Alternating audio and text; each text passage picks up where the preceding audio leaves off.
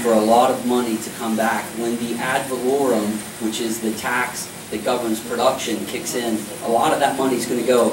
Local communities are already starting to see a little bit of an uptake with the bed tax and some of the other things that we can do. So we need to put the hammer down on making sure that the oil and gas industry grows, and that will have a cumulative effect. Looking to Columbus to solve our long-term funding problems, I don't think it's worked out so well in the past. So I think we need to find sustainable ways to fund, and the best way to do that is to have a vibrant economy.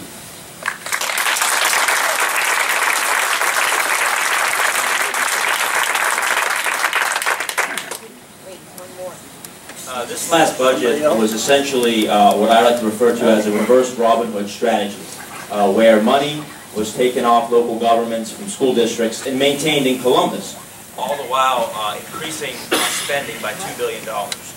So in order to grow our economy, we have to be able to provide services, police and fire, safety services, quality education. In order to attract communities to come here and keep businesses, or attract businesses to come here and keep businesses that are here, we have to be able to provide critical services. Governor Kasich is sitting on nearly $1 billion in funding that I believe he took from the local governments and from education. We need to find a way, and he's also trying to propose a severance tax increase, which I oppose.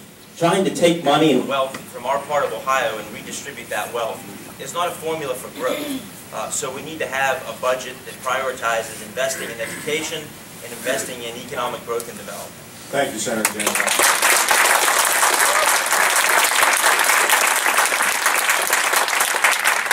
This next question is for Senator Gentile. What are your thoughts on the state's current method of establishing House and Senate districts, and if so, what changes would you make? Well, I support issue 2, and let me say this, regardless of who's in charge, whether it be Democrats or Republicans, this has become one of the most hyper-partisan processes.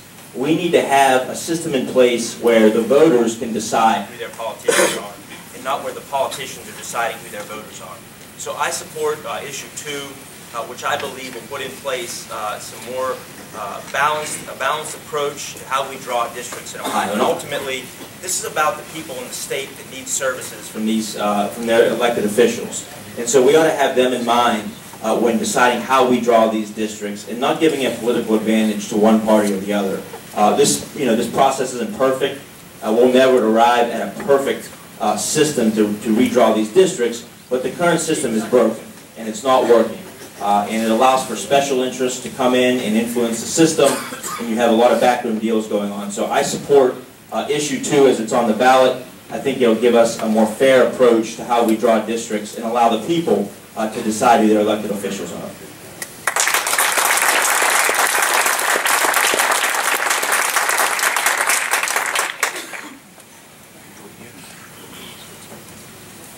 Well, I do agree with Senator Gentile that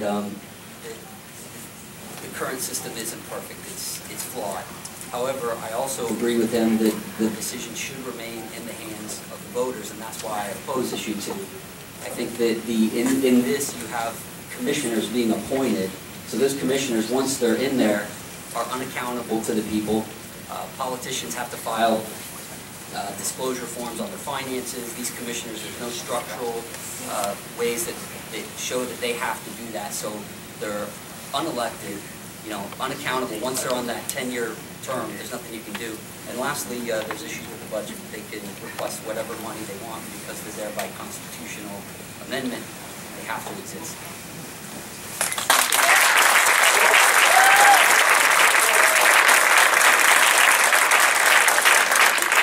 This question is for Shane Thompson. Mr. Thompson, you touched upon it earlier, the oil and gas severance tax, the money coming in. There are a lot of benefits dealing with the oil and gas industry.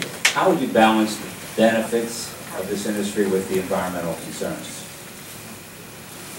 It's a good question, and I think in private business, I've worked for the last 10 years in the recycling business. You're obviously pursuing economic goals, but they don't have to be at the expense of environmental goals. We have better technology, better planning, better testing. They're not mutually exclusive. And I think for the most part, we've got data. We've been fracking in Ohio since 1953, over 1 million wells. We've got data to see that you can do both. So I think that, Ohio has made some steps with Senate Bill 315 to get industry involved in the discussion and find out what are reasonable policies with regard to environmental regulation. But the problem is right now some of the regulatory agencies are playing a zero-sum game with industry. And frankly, we've got, in water, for example, in Ohio, ODNR, OEPA, and the Muskegon Watershed, 3 tax pooling entities, 3 Ohio-funded entities with the same mandate, or parts of the same mandate. Thank you, Mr. Long.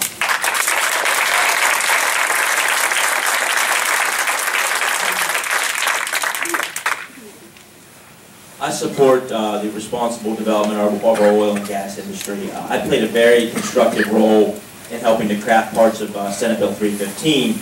The part that I'm most proud about was I authored the Ohio Workers' First Amendment, which puts in place transparency and protections for Ohio's workers. This industry is an important industry, but we want them to utilize our local workers. We want them to hire our skilled trades and construction trades. We want them to work with local small businesses to provide goods and services. And so I've led the fight in Columbus to amend this very important piece of legislation that I think will benefit our region of the state. And so we have a lot to gain, I think, from this emerging industry. And we also have to be very, very conscientious about protecting the health and safety of our communities. I also, in conjunction and at the urging of the Township Association and the County Commissioner Association, brought amendments to the Ohio Senate floor to protect our local infrastructure as well. That's very important.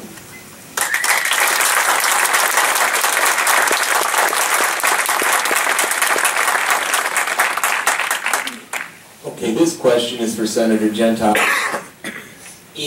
In many respects, our area lags behind other parts of the state when it comes to access to technology.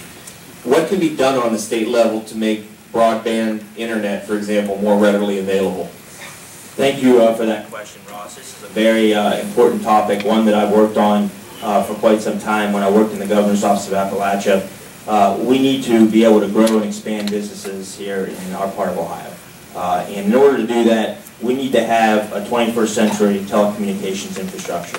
I work closely and partner with industry to try to do everything we can to get the state and the industry to work together to build out that last mile, to bring that access to the internet and a better telecommunications infrastructure right here to eastern and southeastern Ohio. More needs to be done.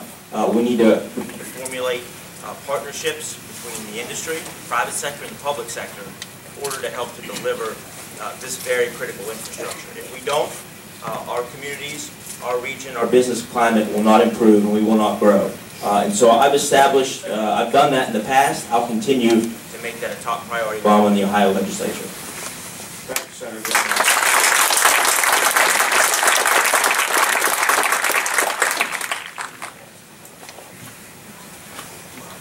It is a great question, and while we do have a proud history of manufacturing and labor-based industries, technology is the new infrastructure project.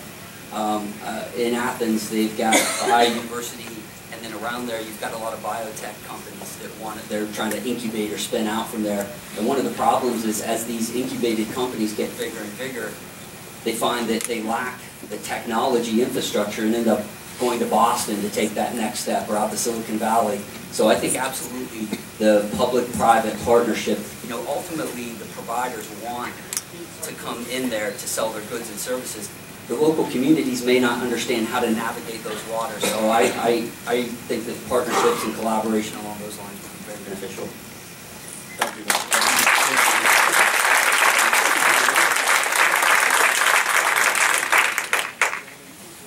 Mr. Thompson, jobs, of course, are an issue to many residents, if not all residents in our part of the state. What role can a state senator play in helping to ensure our area grows? It's a good question. I think that a state senator, in working in conjunction with the legislature, the job is to put forth rules, work with the governor's office, but all of that, the central theme that I think Ohio needs to focus on is being competitive. And what I mean by that is that we compete on a daily basis with South Carolina, Florida, Texas, and each of those states have unique advantages, whether it's no state income tax or a lot of sunshine and beaches. But Ohio has to show business that we're serious. So I think in the legislature, consistently look at streamlining regulations. You could lower the tax base, let business know that we're sincere about having them come here and make long-term investments.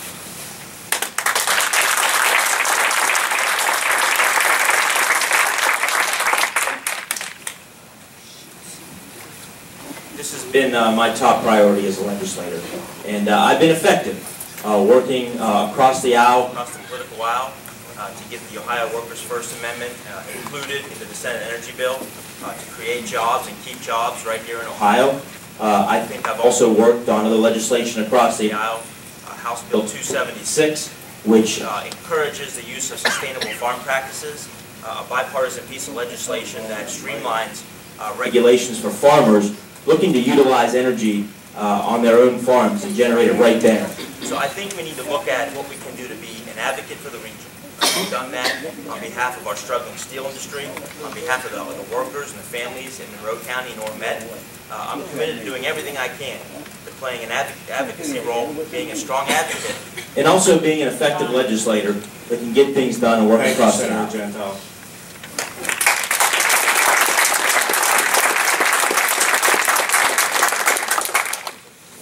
Okay, thank you, panelists.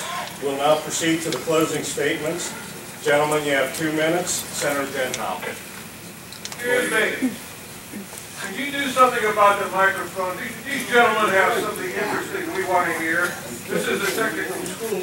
We're going to best again, sir. Please be seated, sir. Please be seated. Thank you. Please be seated. Senator Gentile.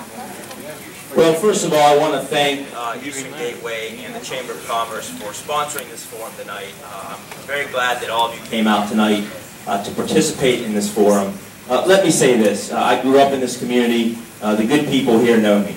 I've worked tirelessly before I became an elected official with my commitment to public service, working in the Governor's Office of Appalachia to create jobs right here in our community, to bring back resources for infrastructure, for job training programs. I have a deep, deep commitment to our part of the state.